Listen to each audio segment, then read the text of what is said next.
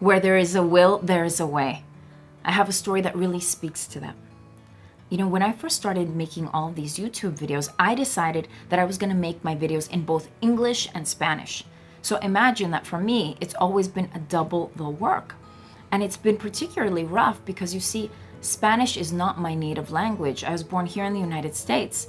And while I practiced it with my grandmother at home, it just has never compared to what somebody speaks who's born in Latin America. So imagine that I started doing these videos, and back then I used to pay somebody to actually shoot these things. Now I totally shoot them with my cell phone. But back then, my videographer mentioned to me, hey, you keep flubbing, you keep making mistake after mistake. It's costing you a lot of time and money to do these. So why don't you maybe not do them in Spanish? And in the future, if you decide to do them, you can. And so I told him, Mike, the reality is that if I don't do them now, I may never do them later on. I have to do them. Plus, you've got to understand that the Spanish world, the Spanish-speaking world, does not have Tony Robbins. They don't have all the people that we have in the English-speaking world. So I have to do this because I'm really committed to reaching out to many people as possible and really putting out my message out there and really helping people. I have to do this. So he said, all right, it's up to you. Do whatever you want to do. And so I continued making the videos and I continued suffering, you know, because every single time I went to make just one video, I'd have to shoot and reshoot the same stuff over and over again. And so at one point I just sat myself down and I thought, okay, I need to do something. I need to find a way of making this happen.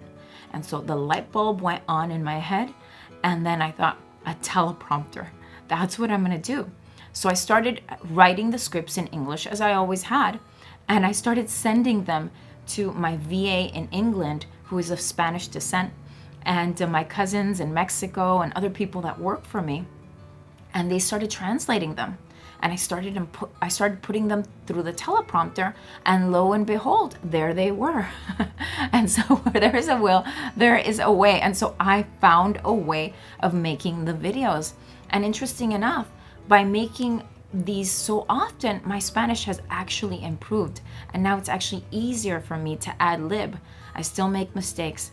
I still mispronounce things from time to time, but it makes no difference because I would like to think that it's my message and my passion that I'm conveying and that people are able to forgive those little flubs, those little mistakes.